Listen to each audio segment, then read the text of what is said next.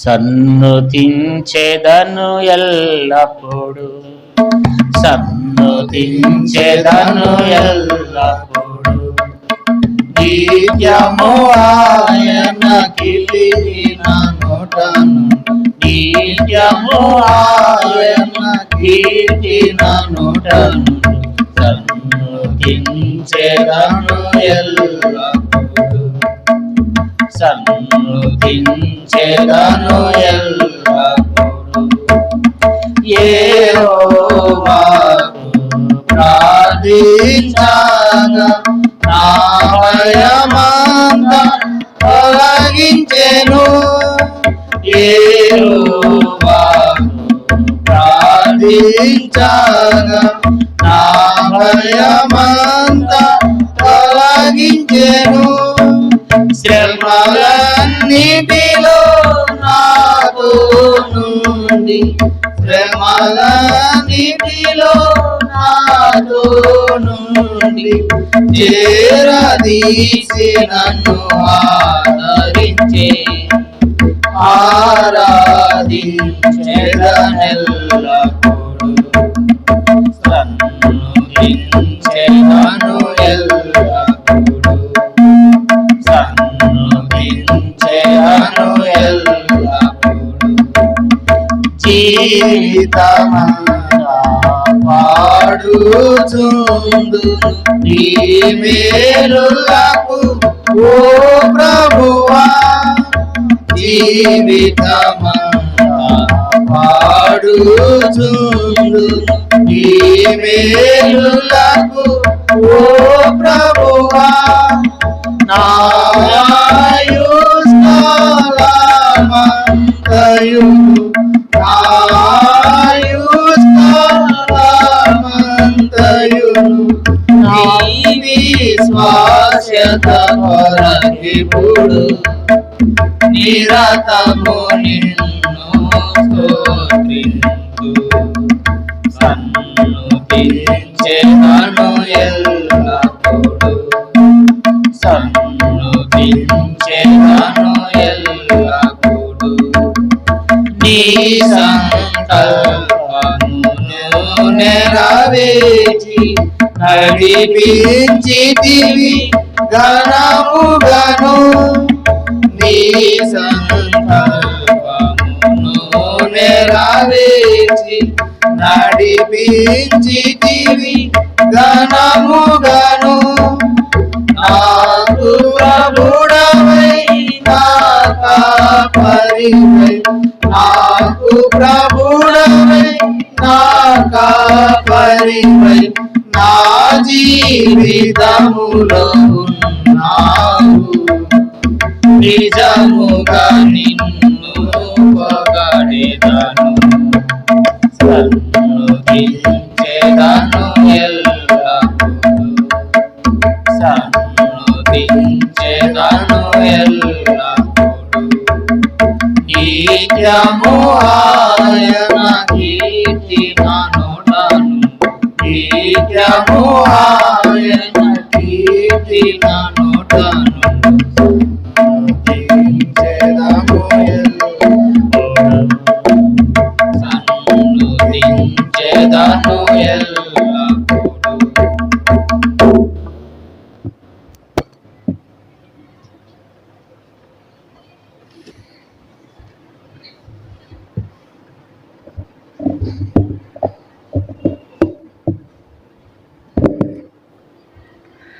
ప్రభు యొక్క శరీరంలో రక్తంలో పాలు పొందక మునుపు దేవుని వాక్యంలో నుండి యెహోషువ గ్రంథము 10వ అధ్యాయము 12వ వచనములో మనం చూసినట్లయితే, యెహోవా ఇశ్రాయేలు ఎదుట అమోరీయులను అప్పగించిన దినమున ఇశ్రాయేలు నిలుచుండగా యెహోషువ యెహోవాకు ప్రార్థన చేసింది. సూర్యుడా నువ్వు గిబ్యోన్లో నిలుము, చంద్రుడా నీవు అయ్యాలోయలో నిలుము. జనులు తమ శత్రువుల మీద పగ తీర్చుకునే వరకు సూర్యుడు నిలిచెను, చంద్రుడు ఆగినని అన్నమాట యాషేరు గ్రంథంలో రాయబడి ఉన్నది కదా. కాబట్టి ఇక్కడ మనం చూసినట్లయితే ఒక మనిషి ప్రార్థన చేస్తే మరి ఒకనాడంతా సూర్యుడు నిలిచిపోయినాడంట, చంద్రుడు నిలిచిపోయినాడంట. ఆజ్ఞాపించినాడు. ప్రార్థన చేస్తూ మరి ఏం చెప్పాడంటే, ఒక పక్కన మరి యుద్ధం జరుగుతుంది. యెహోషువ యుద్ధం చేస్తున్నాడు. మరి చీకట పడిపోతే మరలా ఆ రోజుకి ఏం చేయాల్సి వస్తుందంటే, ఆ యుద్ధం జరుగుతున్నటువంటి యుద్ధం ఆ రోజుకి ఆపివేయాల్సి వస్తుంది అనమాట. అయితే ఇప్పుడు ప్రార్థన చేస్తూ వచ్చాడు, ప్రభా ఈ జనుల మీద పగ తీర్చుకునే వరకు ఏం చేయొద్దు, ఈ సూర్యుడు అస్తమించొద్దు కాబట్టి అని చెప్పి ప్రార్థన చేసినప్పుడు సూర్యుడు నిలిచిపోయినాడంట, చంద్రుడు ఆగిపోయినాడంట. కాబట్టి మరి అలాంటి ఒక సామాన్యమైనటువంటి వ్యక్తి ప్రార్థన చేస్తుంటే సూర్యుడు నిలిచిపోయినాడంట, చంద్రుడు ఆగిపోయినాడంట ఒక దినమంతా. అంటే అతను కూడా ఎవరు అంటే, మనం 13వ వచనం చూస్తే, సూర్యుడు ఆకాశమందు నిలిచి ఇంచుమించు ఒక నాడల్లా అస్తమింప త్వరపడలేదు. అంటే అతను కూడా 14వ వచనంలో, యెహోవా ఒక నరుని మనవి నా దినం వంటి దినము దానికి ముందే కానీ దానికి తర్వాతనే కానీ ఉండలేదు. నాడు యెహోవా ఇశ్రాయేలు పక్షమున యుద్ధం చేశాను. అతని గురించి ఏం రాయబడితే వచ్చింది, యెహోవా ఒక నరుని మనవి వినిన ఆ దినం వంటి దినము అని రాయబడింది. ఒక నరుని మనవి అంటే దేవుడు ఒక వ్యక్తి ప్రార్థన వింటాడు. అంతేకాదు, ఇది గొప్ప ప్రార్థన. అంటే ఎలాంటి ప్రార్థన అంటే, యెహోషువ ప్రార్థన చేస్తే ఒక నాడంతా సూర్యుడు ఏం చేస్తూ వచ్చినాడు, నిలిచినాడంట, చంద్రుడు ఆగినాడంట. అంత గొప్ప ప్రార్థన ఆయన చేస్తూ వచ్చినాడు. ఆయన ఎవరు అంటే, ఆయనేమో ఆకాశం మీద నుండి రాలేదంట, లేదా ఆయన ప్రత్యేకంగా పుట్టలేదు. ఆయన కూడా మనలాంటి వాడే, అతను కూడా మనుషుడే. అందుకని అతను కూడా నరుడే. 14వ వచనం రాయబడింది, యెహోవా ఒక నరుని వినిన దినము. అంటే దేవుడు మరి తన ప్రజలు మరి ప్రార్థన చేస్తే ఆ ప్రార్థన దేవుడు వినటానికి సిద్ధంగా ఉన్నాడు. అయితే ఇలాంటి వ్యక్తులుగా మనం ఉండాలా. ఒక వ్యక్తి ప్రార్థన చేస్తే గొప్ప కార్యాలు జరగాలి అని అంటే మనం కూడా ఏమై ఉండాలా, ఈ వ్యక్తి లక్షణాలు మనం కలిగి ఉండాలి. యెహోషువ ఎలాంటి భక్తి జీవితాన్ని కలిగి జీవిస్తూ వచ్చినాడు. ఈ దినాన మనం ఏం చేస్తున్నామంటే, దేవుని వాక్యాన్ని వింటున్నాము, చదువుతున్నాము, కానీ దాన్ని అనుసరించి మనం ఏం చేయలేకపోతున్నామంటే, మనం దాన్ని అనుసరించి నడుచుకోలేకపోతున్నాం, దాన్ని అనుసరించి మనం జీవించలేకపోతున్నాం, దేవుడు చెప్పిన మాటను మనం వినలేకపోతున్నాం. మరి ఆ భక్తులైతే ఏం చేస్తూ వచ్చినాడు, దేవుడు చెప్పిన మాటను తనింటూ దేవుని చిత్తానుసారమైనటువంటి వ్యక్తిగా, దేవునికి ఇష్టమైనటువంటి వ్యక్తిగా తను జీవిస్తూ వచ్చినాడు. తన ప్రార్థన జీవితము, తర్వాత తన విశ్వాసము, తర్వాత తను పూర్ణ మనసుతో దేవుణ్ణి వెంబడిస్తూ వచ్చినటువంటి విధానం కనపడుతుంది. ఒక నమ్మకమైనటువంటి వ్యక్తిగా, దేవుని ఆత్మ కలిగినటువంటి వ్యక్తిగా, ఎంతో యుద్ధం చేయడానికి కూడా ఎంతో ధైర్యం కలిగినటువంటి వ్యక్తిగా, మరి ఆ మోషేలండి దైవ సేవకులకు ఎంతో లోబడినటువంటి వ్యక్తిగా మనం అతను చూస్తున్నాం. అంటే యెహోషువ ఏం చేస్తూ వచ్చినాడంట, 8వ అధ్యాయము, యెహోషువ గ్రంథము 8వ అధ్యాయము 34వ వచనం, ఆ ధర్మశాస్త్ర గ్రంథములో రాయబడిన వాటన్నిటిని బట్టి, ఆ ధర్మశాస్త్రంలోని వాక్యములన్నిటినీ అనగా దాని దీవెన వచ్చినయు దాని శాప వచనమును చదివి వినిపించను స్త్రీలను పిల్లలను వారి మధ్య నుండి వినుచుండగా, యెహోషువ సర్వ సమాజం ఎదుట మోషే ఆజ్ఞాపించిన వాటన్నిటిలో చదువక విడిచిన మాట ఒక్కటి లేదు. ఇక్కడ మనం చూస్తే యెహోషువ ఏం చేస్తూ వచ్చినాడు, ఆ ధర్మశాస్త్ర గ్రంథములో రాయబడిన వాటన్నిటిని బట్టి, ధర్మశాస్త్ర వాక్యములన్నిటిని బట్టి, అనగా దాని శాపవచనమును దీవెన వచనమును కూడా చదివి అందరికీ ఏం చేస్తూ వచ్చినాడంట, వినిపిస్తూ వచ్చినాడంట. సర్వ సమాజం ఎదుట మోషే ఆజ్ఞాపించిన వాటిల్లో చదవకు ఇడిచినది ఒక్కటి కూడా లేదంట. యెహోషువ చదివే విషయంలో, బోధించే విషయంలో, తర్వాత వాటిని గైకునే విషయంలో ఎట్లున్నాడు, నమ్మకంగా ఉన్నాడు. దేవుని వాక్యాన్ని చదవాలి, తర్వాత దాన్ని ఇతరులకు బోధించాలి. బోధించడం అంటే ఇక్కడ నిలబడే కాదు, మన వ్యక్తిగతంగా కూడా దేవుని వాక్యాన్ని, దేవుని ప్రజలైనటువంటి వారిని బలపరచడానికి, ఆత్మీయంగా వారిని ఆ దేవునిలోనికి నడిపించడానికి మనము దేవుని వాక్యాన్ని విని దేవుని వాక్యాన్ని వారికి మనం బోధించవచ్చు అన్నమాట. కాబట్టి యెహోషువ ఏం చేస్తూ వచ్చినాడంటే ధర్మశాస్త్రాన్ని చదివాడు. మనం చూసినట్లయితే 1 అధ్యాయం 8వ వచనంలో ఏముంది? యెహోషువ గ్రంథం 1:8, ఈ ధర్మశాస్త్ర గ్రంథమును నువ్వు బోధింప తప్పిపోకూడదు, దానిలో రాయబడిన వాటన్నిటి ప్రకారం చేయటకు నువ్వు జాగ్రత్త పడినట్లు దివారాత్మ దాన్ని ధ్యానించినట్లా నీ మార్గం వద్దెలా చేసుకుని చక్కగా ప్రవర్తించదు. అంటే ఇక్కడ మనం చూసినట్లయితే దేవుని యొక్క ధర్మశాస్త్రాన్ని బోధించడానికి తప్పిపోకూడదు, చదివే విషయంలో తప్పిపోకూడదు, బోధించే విషయంలో తప్పిపోకూడదు, ఆజ్ఞల్ని నెరవేర్చే విషయంలో కూడా తప్పిపోకూడదు. దేవుని వాక్యాన్ని యెహోషువ ఎట్లా బోధిస్తాడంటే దేవుని వాక్యాన్ని చదివిండంట. మరి చూసినట్లయితే 8వ అధ్యాయం యెహోషువ గ్రంథము 34వ వచనంలో 35వ వచనం మనం చదువుకున్నాం. 35లో ఏం రాయబడిందంటే 8వ అధ్యాయం 35వ వచనంలో సర్వ సమాజం ఎదుట మోషే ఆజ్ఞాపించిన వాటిల్లో చదవక ఇడిచిన, కాబట్టి దేవుని మాట చదవకుండా ఇడిచిపెట్టింది ఒక్కటి కూడా లేదంట కదండి. నేటి దినాన్ని మనం చూసినట్లయితే మనం క్రైస్తవులు అని చెప్పుకుంటున్నాం, కొంతమంది ఇళ్లలో ఒక్కొక్కడికి 2 బైబిళ్ళు ఉంటాయి. ఒకటి పాత బైబిల్ ఉంటే ఒకటి కొత్త బైబిల్ ఉంటుంది. కానీ కొత్త బైబిల్ చదవము, పాత బైబిల్ చదవము. ఏది చదవము. ఇదినా చాలామంది బైబిల్ చదవట్లేదు విశ్వాసులు, ఎందుకో తెలియట్లా. సమయం అంతా సెల్ ఫోన్కి అయిపోతుంది, సమయం అంతా టీవీలకు అయిపోతుంది, సీరియళ్ళు, సినిమాలు కదా. వ్యర్థమైనవన్నీ కూడా ఏం చేస్తున్నామంటే వ్యర్థమైనవన్నీ చూస్తున్నారు, కానీ దేవుని వాక్యాన్ని మాత్రం చదవట్లేదు. వాక్యం ఎక్కడ పడితే అక్కడే ఉంటుంది. బైబిల్లో సెల్ ఫోన్లో కూడా బైబిల్ ఉంది, కానీ సెల్ ఫోన్లో బైబిల్ చదివేది లేదు, వ్యక్తిగతంగా కూడా బైబిల్ చదివేది లేదు. కాబట్టి యెహోషువ అయితే ఏం చేస్తున్నాడంటే వాటిని చదివే విషయంలో తప్పిపోవట్లేదంట, వారికి బోధించే విషయంలో తప్పిపోవట్లేదంట, ఆజ్ఞలు గైకునే విషయంలో కూడా ఏం చేయట్లేదు, ఆయన తప్పిపోతలేదంట. ఆజ్ఞలు మనం చాలాసార్లు మనము బైబిల్ ఎందుకు చదువుతారు కొంతమంది అంటే ఇతరులకు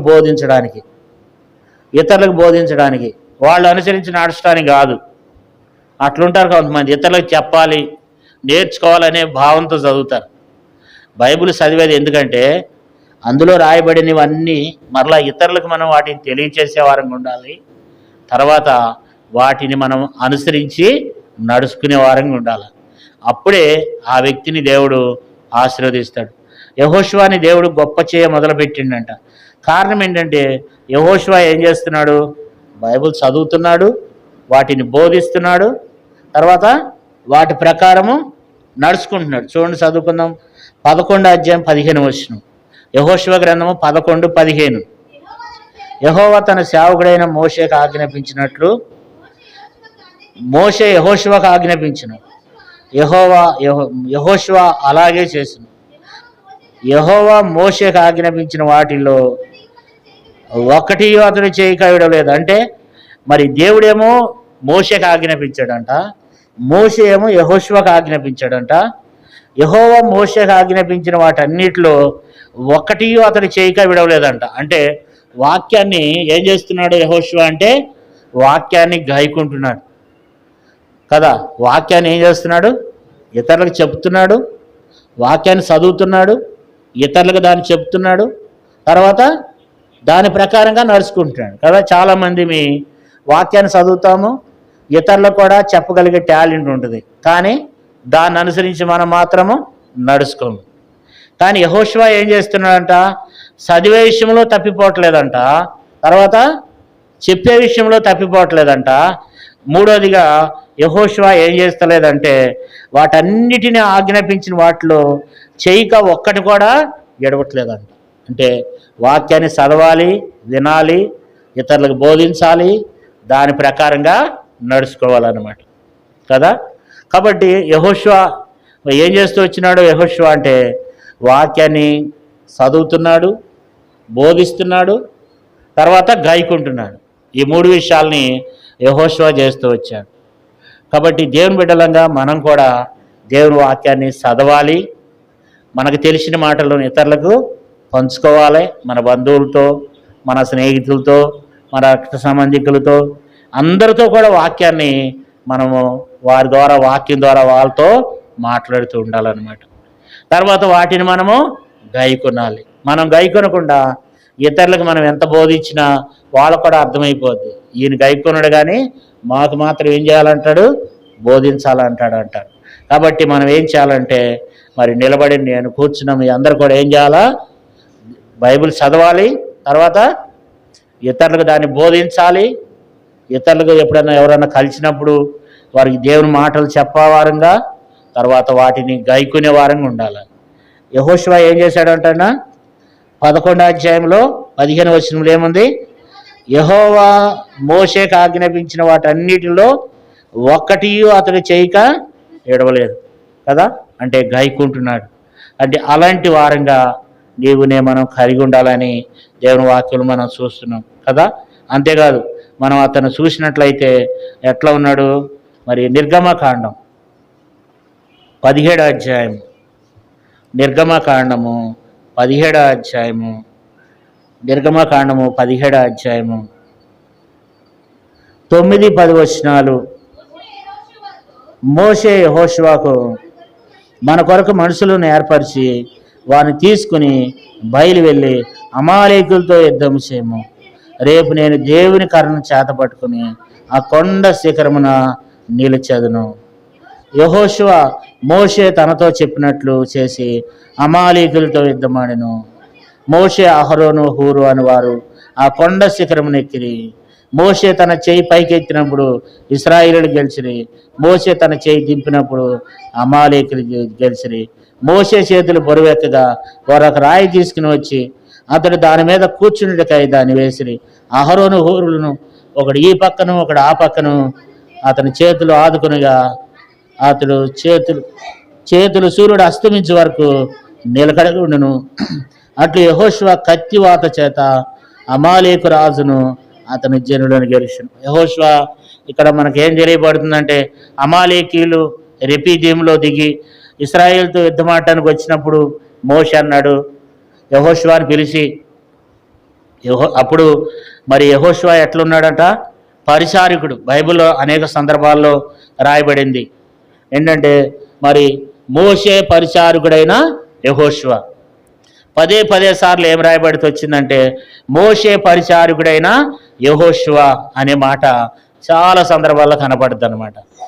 పరిచారకుడు అంటే మోషే పరిచారకుడైనటువంటి యెహోషువ ఏం చేస్తూ వచ్చినాడు, మోషే ఏది చెప్తే అది చేస్తూ వచ్చినాడు. అంటే 9వ వచనం మనం చూడండి, నిర్గమకాండం 17:9. మోషే యెహోషువతో మన కొరకు మనుషులను ఏర్పరిచి వారిని తీసుకుని బయలు వెళ్ళి అమాలేకులతో యుద్ధం చేయము. రేపు నేను దేవుని కర్రను చేత పట్టుకుని ఆ కొండ శిఖరమున నిలిచెను.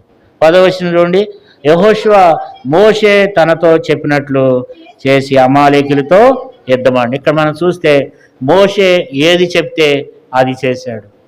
అంటే నమ్మకమైనటువంటి వాడు అన్నమాట. యెహోషువ ఎలాంటి వాడు చెప్పండి, నమ్మకమైన వాడు.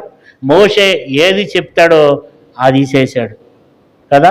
మోషే ఏదైనా చెప్పిండు అనుకోండి, మోషే ఏదైనా ఆజ్ఞాపించినాడు అనుకో, దాన్ని ఏం చేస్తాడు యెహోషువ, ఎడవక ఏముంది అక్కడ ఇందా చదువుకున్నాం చూడండి. యెహోషువ గ్రంథం 11:15. యెహోషువ గ్రంథం 11:15.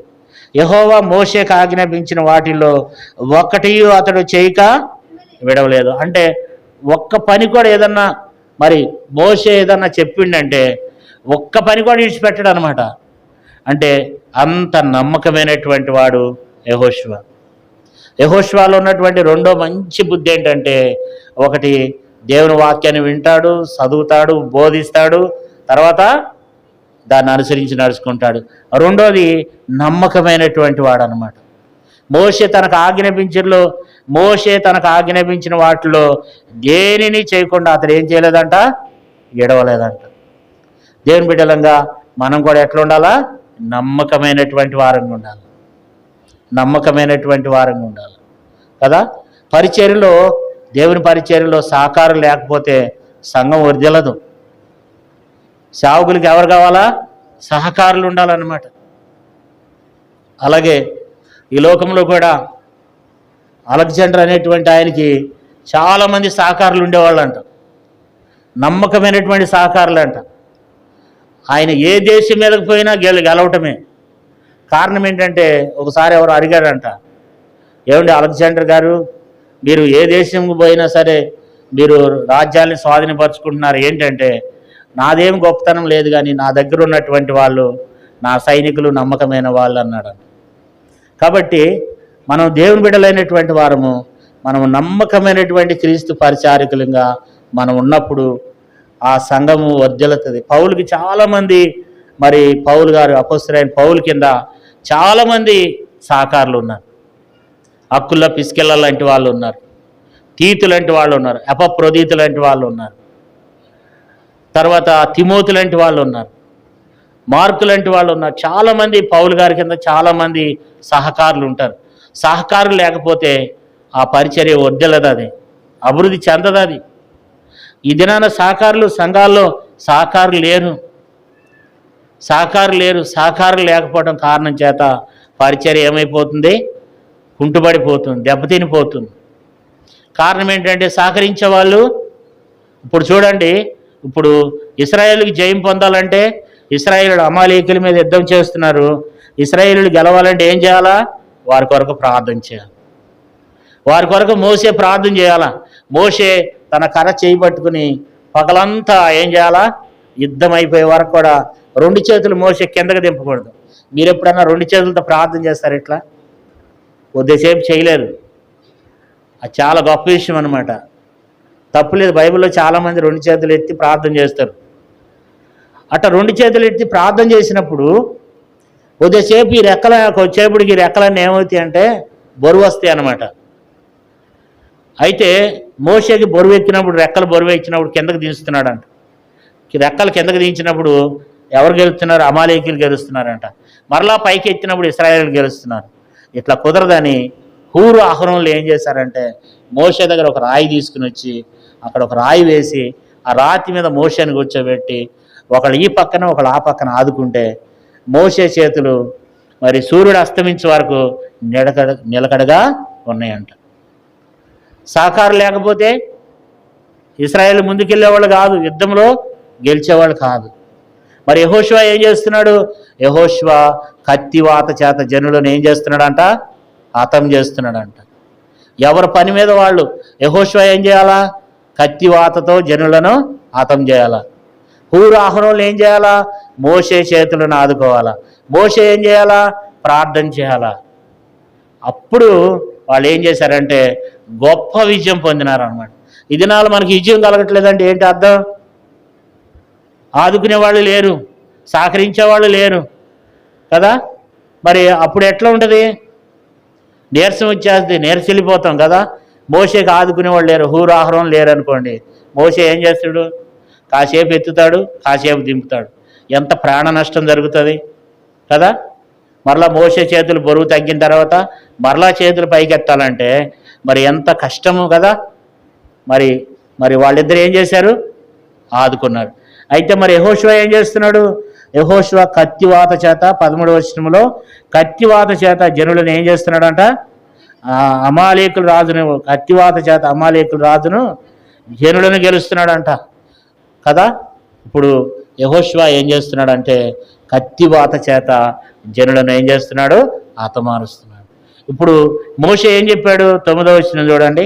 9వ వచనం, మోషే యెహోషువతో మన కొరకు మనుషులను ఏర్పరిచి వారిని తీసుకుని బయలు వెళ్ళి అమాలేకులతో యుద్ధం చేయము. రేపు నేను దేవుని కర్ర చేత పట్టుకుని ఆ కొండ శిఖరం మీద నిలిచేదనని. అంటే ఇక్కడ మనం చూస్తే యెహోషువలో 2వ విషయంగా, యెహోషువలో 3వ విషయం ఏం కనపడుతుందంటే విధేయత కనపడుతుంది. విధేయత కనపడుతుంది. ఏంటి ఆ విధేయత అంటే 10వ వచనంలో యెహోషువ మోషే తనతో చెప్పినట్లు చేసి అమాలేకులతో యుద్ధమాడెను కదా.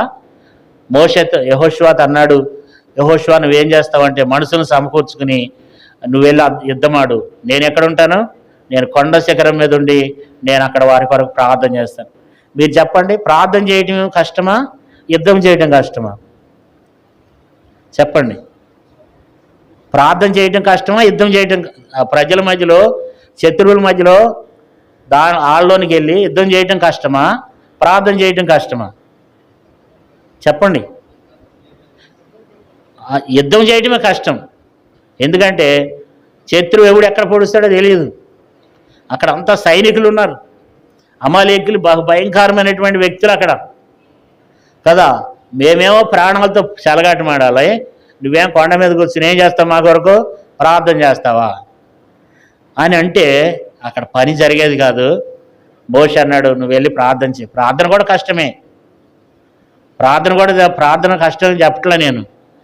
ప్రార్థన కంటే కూడా ఇక్కడ కత్తి పట్టుకుని ప్రజలను జయించడం అనేది గొప్ప విషయం. అక్కడ పోరాటం అనేది గొప్ప విషయం. యెహోషువ కత్తి చేత పట్టుకుని కొడుతుంటే తన కత్తి ఏళ్ళును పిడి అంటుకుపోయినాయి అంట. అంత బలమైనటువంటి యుద్ధం చేశాడు యెహోషువ దేవుని కొరకు. దేవుని యుద్ధాలను చేశాడు. అంటే ఎంత విధేయత అనేది మనం అతనిలో చూస్తున్నాం. ఇదేనా మన విధేయత ఉందా? సంఘాల్లో విధేయత ఉందా? నాకు తెలిసి నేను చాలా ఇది నన్ను ఎక్కడ కూడా సంఘాల్లో విధేయత అనేది లేదు. ఆశీర్వాదం కూడా లేదు. దుఃఖపడకూడదు. సహకరిస్తుంటే సంతోషం కలుగుతుంది సేవకులకి కదా. బైబిల్ ఏం చెప్తుంది? హెబ్రీ 13:17 హెబ్రీ 13:17 మీ పైన నాయకులుగా ఉన్నవారు లెక్క అప్పచెప్పవలసిన వారు వలె మీ ఆత్మలు కాపాడుతున్నారు. వారు దుఃఖముతో ఆ పని చేసిన ఎడల మీకు నిష్ప్రయోజనం గనక దుఃఖముతో కాక ఆనందముతో చేయనట్లు వారి మాట విని వారికి ఏం చేయాలి చెప్పండి? లోబడి ఉండాలి. దుఃఖంతో చేయకూడదు. సేవకులు బాధపడుకుంటా పలానా సహోదరుడు నాకు సహాయం చేయట్లేదు ప్రభా, నాకు పరిచర్యలో ఆదుకోవటం లేదు, నా మాట వినటం లేదు ప్రభా అని సేవకులు దుఃఖంతో మొరపెడితేనంట అది మనకు మేలు కాదంట, అది మనకు ఆశీర్వాదం కాదంట. బైబిల్ చెప్తుంది, నా మాటలు కాదు. ఇప్పుడు యెహోషువ ఏం చేస్తూ వచ్చినాడు? యెహోషువలో 3వ విషయాన్ని మనం చూస్తే యెహోషువ విధేయత చూపించాడు. మోషే ఆజ్ఞాపించాడంట. 17:8 మోషే యెహోషువతో మన కొరకు మనుషులను ఏర్పరిచి వారిని తీసుకుని బయలువెళ్ళి అమాలేకులతో యుద్ధమాడమంటే ఏం చేస్తాడంట? 10వ చూడండి. చెప్పినట్లు చేసి అమాలేకులతో యుద్ధమాడండి కదా. మనం కూడా మరి చెప్పింది చేసినప్పుడే ఆశీర్వాదం, దీవెన, సంతోషం అన్నమాట. అది ఎంతో దేవుని పరిచర్య. మీ కుటుంబాలు కూడా ఎంతగానో అద్భుతంగా వర్ధిల్లుతాయి అన్నమాట, ఆశీర్వదించబడతాయి. అది మనకు అర్థం కావట్లేదు ఇది నాన్న, అది మనకు అర్థం కావట్లే. కాబట్టి మనము ఏం కలిగి ఉండాలా? యెహోషువలో మనం ఏం చూస్తూ వచ్చినామంటే విధేయత చూస్తూ వచ్చినాము. యెహోషువలో నమ్మకత్వాన్ని చూస్తూ వచ్చాము. యెహోషువలో గొప్ప విధేయత చూస్తూ వచ్చినాము దేవుని బిడ్డలారా. అందుకని ఆ వ్యక్తి ప్రార్థన చేస్తే సూర్యుడు ఒక రోజంతా నిలిచిపోయినారంట కదా. అలా దేవుడు ఎప్పుడు కూడా మనకున్నటువంటి విధేయతను చూస్తాడు, మనకున్నటువంటి నమ్మకత్వాన్ని దేవుడు చూస్తాడు. మనం బైబిల్ చదువుతున్నామా లేదా, వీళ్ళు ఎంతవరకు నా ఆజ్ఞలు గైకుంటున్నారనేది దేవుడు ఎప్పుడు పరీక్షిస్తూ చూస్తూనే ఉంటాడు మనలను. ఆయన మనల్ని పరిశోధిస్తూనే ఉంటాడు. ప్రతి దినము ఆయన ఏం చేస్తాడంట? మనం అనుకుంటాం దేవుడు అసలు మనల్ని చూస్తున్నాడా, అసలు దేవుడు ఉన్నాడో లేదో, అసలు దేవుడు ఉంటే అసలు దేవుడు నన్ను చూస్తున్నాడు అంటావా అంటారు. కానీ దేవుడు ఏం చేస్తున్నాడంటే ప్రతిరోజు మనల్ని దర్శిస్తాడంట. ఏబు గ్రంథం మనందరూ బాగా తెలిసిన మాట ఉంది చూడండి. ఏబు గ్రంథం 7వ అధ్యాయంలో 17 ఏబు గ్రంథం 7:17 మనుషుడు ఏ పాటి వాడు అతని గణపరచనేలా, అతని మీద నీవు మనసు నిలపనేలా, ప్రతి పగలు అతను దర్శింపనేలా, ప్రతి క్షణము అతన్ని శోధింపనేలా. అంటే దేవుడు ఎప్పుడు మనల్ని శోధిస్తూనే ఉంటాడు, దర్శిస్తూనే ఉంటాడు. మనం దాన్ని మనము గుర్తెరగము. అసలు దేవుని ఉద్దేశాన్ని మనం గుర్తెరగమండి. మన ఆలోచనల ప్రకారంగా మనమే వెళ్ళిపోతూ ఉంటాం కదా. దేవుడు ఎప్పుడు కూడా గమనిస్తూ ఉంటాడు, ఈ వ్యక్తి ఎంత ఆత్మీయంగా ఉన్నాడు, ఎంత ఆత్మీయంగా ఈ సహోదరి ఉంది అని దేవుడు చూస్తాడు కదా. ఇప్పుడు మనం యెహోషువలో ఏం చూస్తూ వచ్చాము? ఆయనలో బైబిల్ చదువుతాడు, తర్వాత బోధిస్తాడంట, వాటన్నిటిని గాయకుంటాడంట. రెండోది నమ్మకమైనటువంటి వాడు, మూడోది విధేయత కలిగిన వాడు, నాలుగోది ఆత్మ పొందినవాడంట. సంఖ్యాకాండములో 27వ అధ్యాయము 17-18 సంఖ్యాకాండము 27-17 వారికి నాయకుడిగా ఉండుటకు సమర్థుడై ఉండవలెను. నూను కుమారుడైన యెహోషువ ఆత్మను పొందినవాడు. అంటే మనం చూసినట్లయితే నూనె కుమారుడైన యెహోషువ ఎవరంట? ఆత్మను పొందినవాడు, అంటే ఆత్మీయుడు కదా. ఆత్మీయులు ఏం చేస్తారు? ఆత్మీయులు ఎప్పుడు ఆత్మ విషయాల మీద శ్రద్ధ కలిగి ఉంటారంట. అంటే మనము శరీరానుసారులు అంటే మనం అనుకుంటాము, శరీరానుసారులు అంటే లోకస్తులు అనుకుంటాం. ప్రభు బిడ్డల్లో మనలో కూడా ఎవరుంటారు? శరీరాశ కలిగిన వారు ఉంటారు. శరీరాన్ని సుఖపెట్టే వాళ్ళు ఉంటారు. శరీరం మీద ఉన్న శరీరానికి సంబంధించినటువంటి వాటి మీద శ్రద్ధ కలిగి ఉంటారు. కానీ ఆత్మ విషయాల మీద చాలామంది ఏం చేయరు? వాటి ప్రకారంగా నడుచుకోరు అన్నమాట. శరీర విషయంలో శరీర సంబంధమైన వారంటే మనం అనుకుంటాం దొంగతనమో లేకపోతే వ్యభిచారమో ఇంకోటి అనుకుంటాం. శరీర సంబంధమైన మనుషులు అంటే ఈ లోక సంబంధమైనటువంటి వాటి మీద దృష్టి కలిగి ఉన్న వాళ్ళే శరీర సంబంధమైన మనుషులు. మనకు ఒక ముద్ర ఏంటంటే శరీర సంబంధమైన వాళ్ళు అంటే అర్థం ఏంటంటే ఒక వ్యభిచారో లేకపోతే ఒక తాగుబోతో లేకపోతే తిరిగిపోతునో మనం శరీర సారమైన మనిషి అనుకుంటాం. కానీ శరీర సంబంధమైనటువంటి వాడు శరీరానికి ఏం కావాలా దీని గురించి ఆలోచిస్తాడంట. మరి చూడండి, రోమపత్రిక 8వ అధ్యాయము 5వ వచనం చదవండి. 8:5 శరీరానుసార్లు శరీర విషయం మీద మనసుంతురు, ఆత్మానుసార్లు ఆత్మల విషయం మీద మనసుంతురు. శరీరానుసారమైన మనస్సు మరణము, ఆత్మానుసారమైన మనసు జీవమును సమాధానమునై ఉన్నది. ఇక్కడ మనం చూస్తే 2 విషయాలు చెప్తున్నాడు.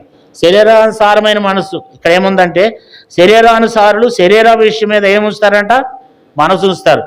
చాలామంది ఎట్లా ఉంటారంటే పని చేయాలి, కష్టపడాలి, ఈరోజు కూలికి వెళ్ళాలి, లేకపోతే ఏదో పని చేయాలి, కష్టపడాలి. ఆ రోజు సంఘ ప్రార్థన ఉందనుకోండి, శ్రేయాల కొడుకు ఉందనుకోండి, ఏదైనా మందిరం దేవుని కార్యాలు ఉన్నాయనుకో, అసలు ఎంత పని అయినా సరే రప్పటప్పుగా చేస్తారు. కానీ దేవుని మందిరానికి వెళ్ళాలంటే మందిరం ఇంటి పక్కన ఉన్నా సరే దేవుని మందిరానికి వెళ్ళాలంటే ఆ మందిరం మీద ఉండదు. ఎందుకంటే అర్థమైపోద్ది అనమాట, వీళ్ళు శరీరానుసారమైనటువంటి మనుషులు. శరీరం మీద దృష్టి పెడతారు, ఉదయకాలం నుంచి కష్టపడతారు, పని చేస్తారు, మంచిదే. తర్వాత ఏం చేస్తారు? ఇప్పుడు వరకు పని చేసాం, ఇప్పుడు వరకు కష్టపడ్డాం, ఇప్పుడు మరలా ఏం వెళ్తాం సంఘ ప్రార్థనకి, ఇప్పుడు మరలా ఏం వెళ్తాం శ్రేయాల గుడికి, మరలా ఏం చేస్తాం మనం? ఇప్పుడు సార్లే, ఎప్పుడైనా వెళ్ళొచ్చులే, కాబట్టి ఇప్పుడు మరలా ఏం చేద్దాం? ఓ ముద్ద వండుకుందాం, తిందాం. అందరూ అంతే, అట్లా ఉంటారని. అట్లా ఉండేవాళ్ళు ఎవరంటే శరీరానుసారమైన మనసు కలిగిన వాళ్ళు. ఆత్మానుసారమైన మనసు కలిగిన వాళ్ళు ఏం చేస్తారు? శరీరాన్ని నలగొడతారంట. పౌలు అంటాడు, నా శరీరంను లోపరుచుకుని దాన్ని నలగొడుస్తున్నాను అంటాడు కదా. మరి ఆత్మానుసారులు ఎవరు అంటే వారు దేవుని కొరకు జీవించేవాళ్ళు. శరీరానుసారులు శరీరం విషయం మీద ఏం చేస్తారంట? మనసు ఉంచుతారంట. మరి శరీరానుసారులు ఏం చేస్తారంటే శరీరం మీదే శరీరాన్ని మరలా ఏమనుకుంటారు? సుఖపెట్టాలి. ఇప్పుడు దాకా చేసి వచ్చాం, కొంచెం తినాలి, తృప్తిగా వండుకోవాలి.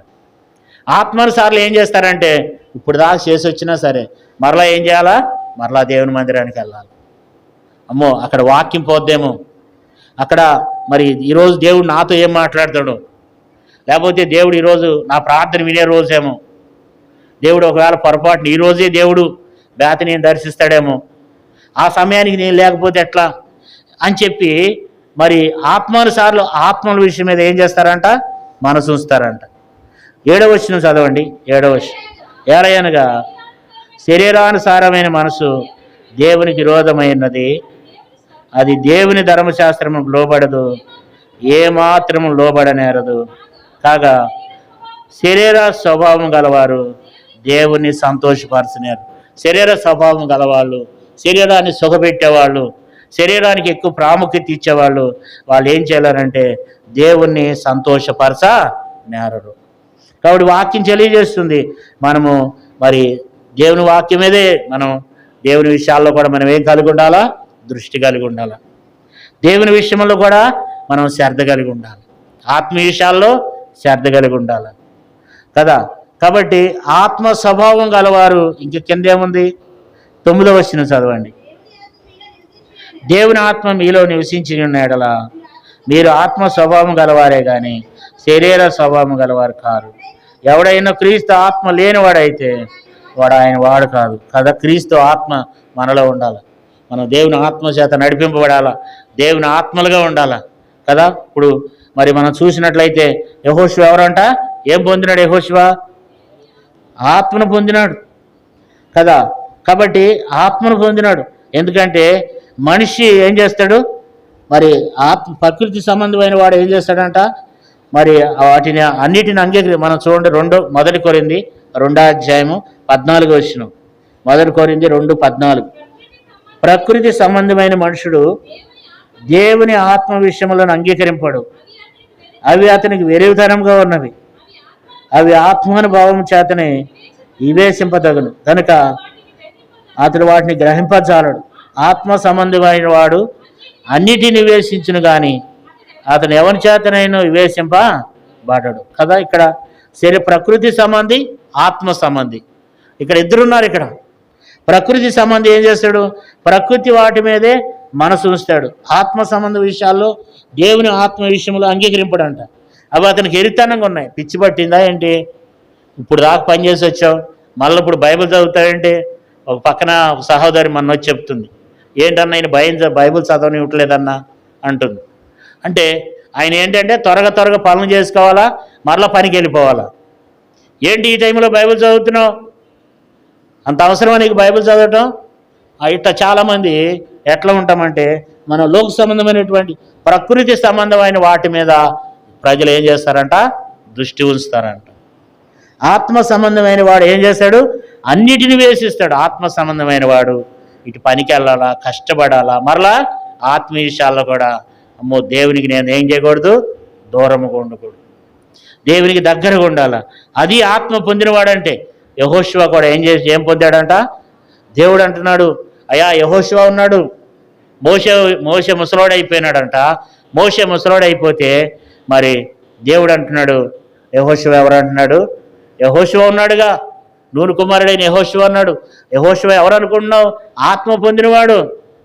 కాబట్టి అతను తీసుకొచ్చి నాయకుడిగా చేయి అంటున్నాడు. అంటే యెహోషువ దేవుని ఆత్మచేత నడిపింపబడ్డాడు. ఒక వ్యక్తి ఆత్మచేత నడిపింపబడాలంటే ఎంత ఉండాలా కదా.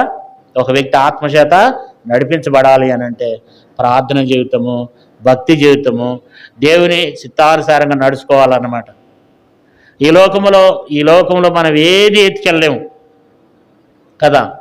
ప్రసంగి గ్రంథం 11 సొలొమోను అంటాడు, నేను పడిన కష్టమంతా వ్యర్థమైపోయింది, ఒకడికి గాలికి ప్రయాసపడినట్లుంది అంటాడు. అంటే ఈ భూమి మీద ఉన్నటువంటి మన కొరకు పడేటువంటి ప్రయాస అంతా ఇదేంటంటే చూడండి, ఒక మాట చదువుదాం. ప్రసంగి గ్రంథం 2:11. ప్రసంగి గ్రంథం 2:11. అప్పుడు నేను చేసిన పనులన్నిటినీ వాటి కొరకే నేను పడిన ప్రయాసం అంతయు నేను నివారించి వేసింపగా అవన్నీ వ్యర్థమైనవిగాను ఒక గాలికి ప్రయాసపడినట్టుగా నాగపడిను. సూర్యుని కింద లాభకరమైనది లేనట్టు నాకు కనపడి. కాబట్టి సూర్యుని కింద లాభకరమైనది ఒక్కటి కూడా లేదంట దేవుని బిడ్డలారా. ఇవేవి మన అమ్మటే రావు. నువ్వెంత కష్టపడ్డావో, ఎంత ప్రయాసపడుతున్నావో ఇవేవి కూడా మన అమ్మటే రావు. అయితే దేవుని కొరకు ఎంత అయితే మనం కష్టపడతామో అవి మన అమ్మట వస్తాయి. యెహోషువ అంట ఆత్మచేత నింపబడినవాడు కదా. ఇంకా మనం చూస్తే మనం త్వరగా చూద్దాం. యెహోషువలో మనం చూసిన విషయాలు ఏంటంటే చదువుతాడు, తర్వాత బోధిస్తాడు, అనుసరించి నడుచుకుంటాడు, నమ్మకమైన వాడు, తర్వాత విధేయత కలిగిన వాడు, తర్వాత ఆత్మ పొందినవాడు, తర్వాత అంట విశ్వాసం కలిగిన వాడు అంట. సంఖ్యాకాండం 14:6 చదవద్దు కానీ సమయం లేదు, ఎండాకాలము, పెద్దవాళ్ళు కొంచెం డల్ అవుతున్నారు, మరి వాళ్ళ పరిస్థితి చూస్తే అర్థమవుతుంది నాకు. సంఖ్యాకాండము 14:6 ఏముందంటే యెహోషువ కాలేబు వీళ్ళిద్దరిని వేగు చూడటానికి పంపించిండంట. 12 మందిని గోత్రానికి ఒకడు చొప్పున, ఇశ్రాయేలు 12 మంది కదా, 12 మందిని పంపిస్తే వాళ్ళలో 10 మంది ఏం చెప్తున్నారంటే అక్కడున్న ప్రజలు చాలా బలమైన వారు, అమాలేకులను చూస్తూ వచ్చాము, వాళ్ళు చాలా బలమైనటువంటి వారు, వాళ్ళని జయించడానికి మన వల్ల కాదు, అక్కడున్న ఇళ్ళు పెద్దవి, అక్కడున్న చాలా మనుషులు మనకంటే బలమైనటువంటి వాళ్ళు, ఇదిగో అక్కడ ఉన్నటువంటి ఆహారాన్ని తీసుకుని వచ్చినాము. అక్కడున్న ఆహారం ఎలాంటిదంటే పెద్ద పెద్దది, ఒక ద్రాక్ష గెలని 2 మోసుకుని వచ్చినారంట. అమ్మో, ఆ దేశానికి మనం వెళితే కానాన్ దేశంలో ఆ పంట ఎట్లని తెలుసండి? పెద్ద ద్రాక్ష, ఒక ద్రాక్ష గెలంట 2 దండి మీద వేసుకుని వచ్చినారంట. ఒక కర్ర మీద ద్రాక్ష గెల కట్టుకుని అటొకటి ఇటో కూడా మోసుకుని వచ్చినాడంట. ఒక గెల అంటే ఎంత పెద్ద ద్రాక్ష గెల అది? దాన్ని చూపించి ప్రజలందరినీ అవిశ్వాసులు చేయటానికి వచ్చినారు 10 మంది. కానీ మోషే, ఇక యెహోషువ, కాలేబు ఏమంటారంటే లేదు లేదు, దేవుడు వాళ్ళని మనకేం చేస్తాడు? అప్పగించబోతున్నాడు. వాళ్ళు మనకు ఆహారం అవుతారు. మీరు ఎందుకు దేవుని మీద తిరగబడుతున్నారు? మోషే మీద ఎందుకు తిరగబడుతున్నారు? మా మాట నమ్మండి. ఆ దేశాన్ని మనం స్వాధీనపరచుకోగలం. దాన్ని మనం జయించడానికి మనకు శక్తి సరిపోతుంది అంటున్నారు. కానీ మిగతా వాళ్ళు అంటారు లేదు లేదు, మనం దాన్ని జయించలేము.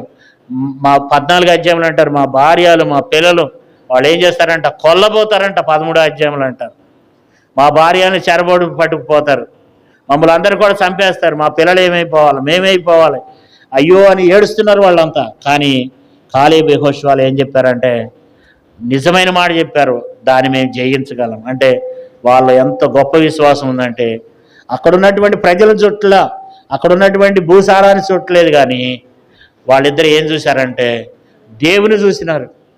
అక్కడ ఉన్నటువంటి మనుషుల కంటే కూడా, అక్కడ ఉన్నటువంటి వారి కంటే కూడా నా దేవుడు గొప్పవాడు, వాళ్ళని జయించగలడు అని చెప్పి దేవుని చూసినారు వాళ్ళు. మనం కూడా మన సమస్యను ఎప్పుడు కూడా చూడకూడదంట. మనకున్న కష్టాలను మనం చూడకూడదంట. మనకున్న ఇబ్బందులు మనం చూడకూడదంట. వాటికి మించిన వాడు మన దేవుడు అని చూడాలంట. వాటికి మించిన వాడు మన దేవుడు. వాటన్నిటి నుంచి దేవుడు మనల్ని రక్షిస్తాడు, ఆ దేవుడు మనల్ని కాపాడుతాడనేటువంటి గొప్ప విశ్వాసము మనలో ఉండాలి. అందుకనే ఐగుప్తు దేశం నుండి 6 లక్షల మంది వచ్చారంట, కానీ 6 లక్షల మంది అరణ్యంలో చనిపోయినారంట. వీళ్ళిద్దరే మిగిలారంట. వీళ్ళిద్దరు మాత్రమే కానాన్ దేశానికి వెళ్ళినారు. ఎందుకంటే వీళ్ళిద్దరిలో ఏముందంటే వీళ్ళిద్దరిలో విశ్వాసం ఉంది. దేవుని బిడ్డలారా, వీళ్ళిద్దరూ విశ్వాసంతో చెప్తున్నారు. వీళ్ళిద్దరు కూడా ఒకటే చెప్తున్నారు, అయ్యా మన దేవుడు గొప్పవాడు, ఆయన మనల్ని రక్షిస్తాడు, మనల్ని కాపాడుతాడు, మనం ఆ దేశాన్ని మనం జయించవచ్చు. మా మాట ఏంటంటే ప్రజలు వినటం లేదు. ఎందుకంటే ప్రజలందరూ కూడా మెజారిటీ మాట వింటారు, కానీ మైనారిటీ మాట వినరు. కానీ వాళ్ళిద్దరు మన జీవితాన్ని చూసినప్పుడు, యెహోషువ జీవితాన్ని చూసినప్పుడు, యెహోషువ ఎలాంటి వాడు అంటే గొప్ప విశ్వాసం కలిగిన వాడు. అందుకనేమో సూర్యుడు, చంద్రుడు ఒక నాడాల్లో ఆగిపోయినారు. ఉందా అలాంటి విశ్వాసం? చాలాసార్లు మనం అవిశ్వాసంతో ఉంటాం. ఇంతేనేమో, మా పిల్లోడి పరిస్థితి ఇంతేనేమో, మా పాప పరిస్థితి ఇంతేనేమో, మేమింతేనేమో, లేకపోతే మా భర్త ఇంతేనేమో, మా భార్య ఇంతేనేమో, మా రోగాలు ఇంతేనేమో, ఇక నా పరిస్థితి ఇంతేనేమో, ఇవన్నీ మనకు వస్తాయి సందేహాలు. కానీ వాటన్నిటికి మించిన వాడు మన దేవుడని మనం ఆయన యందు ఎప్పుడు మన విశ్వాసం ఉంచాలి. దేవుని బిడ్డలారా కదా. హెబ్రీ గ్రంథకర్త 11వ అధ్యాయంలో మరి అనేక మంది విశ్వాసం కలిగిన వీరుల గురించి అద్భుతంగా రాసిపెట్టాడు. వాళ్ళంతా ఎవరంటే విశ్వాసం కలిగిన వాడు. మనం కూడా ఏం చేయాలి? విశ్వాసం కలిగి ఉండాలి, విశ్వాసంతో జీవించాలి. దేవుడు ఉన్నాడు అనేటువంటి విశ్వాసం మనలో కలిగి ఉండాలి. మనకు ఆ విశ్వాసం ఉండదు. మనం ప్రతిదానికి మనం ఏం చేస్తూ ఉంటామంటే ప్రతిదానికి మనం భయపడిపోతూ ఉంటాం. ప్రభు, ప్రతి చిన్నదానికి మనం భయపడిపోతాం. మనుషులకు భయపడిపోతాము, తర్వాత ఉన్నటువంటి పరిస్థితులకి మనం భయపడిపోతాం. ప్రతి సమస్యకు మనం ఏం చేస్తామంటే మనం భయపడే వారంగా మనం ఉంటాం. దేవుని బిడ్డలారా, ఎందుకంటే ప్రతిదానికి మనం ఏం చేస్తూ ఉంటామంటే ప్రతి చిన్నదానికి భయపడిపోతూ ఉంటాం. సమస్తానికి కూడా మనం ఏం చేస్తూ ఉంటామంటే మనం భయపడిపోతూ ఉంటాం. అయితే మనకున్నటువంటి సమస్య కంటే మన దేవుడు గొప్పవాడని మనం జ్ఞాపకం చేసుకోవాలా. మనకున్నటువంటి బైబిల్ అందుకే చెప్తుంది, నీలో ఉన్నవాడు లోకంలో ఉన్నవాని కంటే గొప్పవాడు కదా. మన దేవుడు గొప్పవాడు. ఆయన మనకున్నటువంటి సమస్య కంటే, మనకున్న కష్టం కంటే కూడా ఎక్కువైన వాడు మన దేవుడని అలాంటి గొప్ప విశ్వాసంతో మనము దేవుని యందు మనము దృష్టి ఉంచాలంట. ఎందుకంటే ఆయన సమస్తమును కూడా ఏం చేయగలడు? కాపాడగలడు, విడిపించగలడు, రక్షించగలడు. మన ఎడల ఆయన మరి గొప్ప కార్యాలు, ఆశ్చర్య కార్యాలు చేయగలడు అనమాట కదా. కాబట్టి తన ప్రజల ఎడల దేవుడు ఒక గొప్ప కార్యాలను చేస్తున్నాడు. ఎందుకంటే మనం ఏం చేస్తాం, ప్రతి వారికి భయపడతాం. చచ్చిపోయే మనిషికి బైబిల్ ఏం చెప్తుందంటే, అరే చచ్చిపోయిన వాడికి కూడా ఎందుకు భయపడతారా, రేపో మాపో సస్తాడు వాడి మనిషిరా, వాడి కొరకు ఎందుకు భయపడతావు అంటాడు. ఒక మాట చూడండి, యెషయా గ్రంథం 51, యెషయా గ్రంథం 51, 12 చదవండి.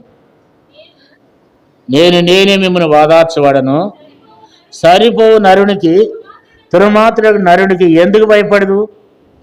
బాధ పెట్టివాడు నాశనం చేయటకు సిద్ధమైనప్పుడు వాని క్రోధమును బట్టి నిత్యం భయపడుచు ఆకాశ మండలం వ్యాపింపజేసి భూమి పునాదులు వేసిన యెహోవాని, నీ సృష్టికర్త అయిన యెహోవాని మరుసుదువా అంటున్నాడు.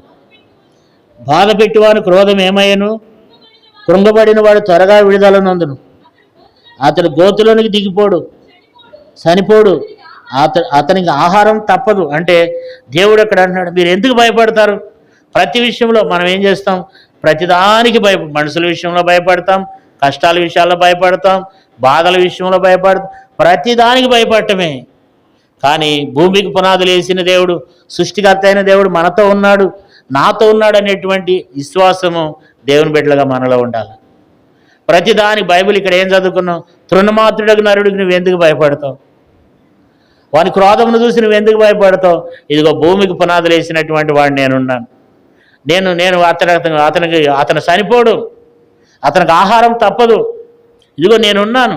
కాబట్టి మనం కూడా దేవుని బిడ్డలంగా మనకున్నటువంటి అనారోగ్యాలే కావచ్చు, ఇబ్బందులే కావచ్చు, సమస్యలే కావచ్చు, మనం నమ్ముకున్న దేవుడు గొప్పవాడు, నా దేవుడు నాతో ఉన్నాడు, ఆయన నన్ను కాపాడుతాడు, నన్ను రక్షిస్తాడు అనేటువంటి విశ్వాసంతో మనం జీవించాలి.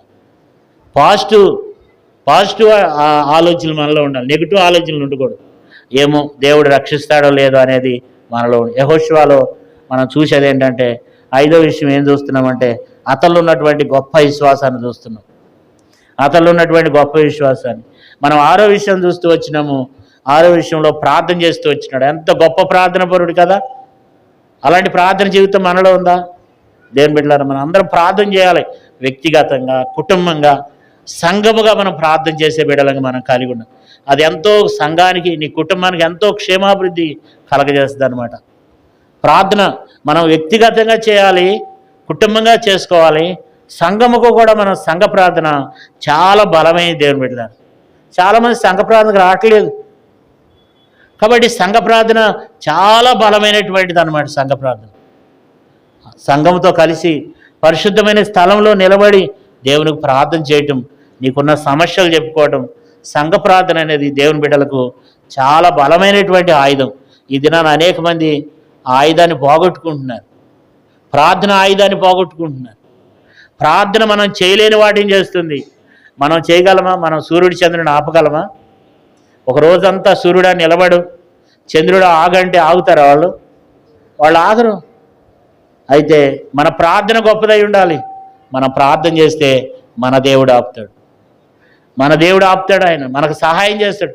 ప్రార్థన మనకు సాధ్యపడని వాటిని సాధ్యపరుస్తుంది దేవుని బిడ్డలారా. కాబట్టి ప్రార్థన జీవితం మనకు ఎంతో అవసరం. అంతేకాదు, యెహోషువలో మనం చివరిగా మనం చూసినట్లయితే సంఖ్యాకాండము 32వ అధ్యాయము 11, 12 వచనాలు చదవసలేదు, మీరు కావాలంటే చూడండి. అక్కడ పూర్ణ మనసుతో దేవుణ్ణి వెంబడించిండంట. సంఖ్యాకాండం 32, 11, 12 అక్కడ ఏముందంటే, యెహోషువ దేవుణ్ణి పూర్ణ మనసుతో వెంబడించిండంట. ఏ మనసు అది? పూర్ణ మనసు. మనం ఏం చేస్తాం? మనం కొద్దిసేపు దేవుణ్ణి వెంబడిస్తాం, మరలా కొద్దిసేపు సాతాన్ని వెంబడిస్తాం. కొద్దిసేపు ఆదివారం వస్తే దేవుడు, చర్చి అయిపోయిన తర్వాత మరలా సెల్ ఫోన్లు, సీరియళ్ళు, సినిమాలు కదండి. ప్రతి ఒక్కరికి టచ్ ఫోనే, ప్రతి ఒక్కరికి ఫోన్లే. చిన్నవాళ్ళు మొదలుకొని పెద్దవాళ్ళ వరకు ఫోన్లతో చచ్చిపోతున్నారు. ప్రతి ఒక్కడు గంటలు మాట్లాడటం, గంటలు చూడటం, గంటల సమయాన్ని వృధా చేసుకోవడం. అవి ఏమన్నా ఉపయోగపడే చూస్తారంటే ఉపయోగపడే చూడం. ప్రతి వ్యర్థమైనవి మనమే చూస్తాం. వాళ్ళు ఏడుస్తుంటే మనం ఏడుస్తాం, వాళ్ళు బాధపడుతుంటే మనం బాధపడుతుంటాం, వాడు ఏదన్నా నవ్వుతుంటే మనం పిచ్చోళ్ళం నిజంగా. దేవుని బిడ్డలంగా మరి యెహోషువ అయితే అట్లా కదంట. యెహోషువ ఏ మనసు వెంబడించిందంట? పూర్ణ మనసు అంటే ఏంటి? 100% 100% దేవుడు తప్ప రెండోవాళ్ళు లేరు. ఇంకా దేవుడే ఇక రెండోది లేదు. ఇక దేవుడిని వెంబడించండి, పూర్ణ మనసుతో వెంబడించిండంట, పూర్ణ మనసుతో పూర్తిగా. అందుకని దేవుడు ఆ వ్యక్తి ప్రార్థన చేస్తే సూర్యచంద్రులను ఒక నాడంతా దేవుడు అట్లా నిలిపేశాడంట.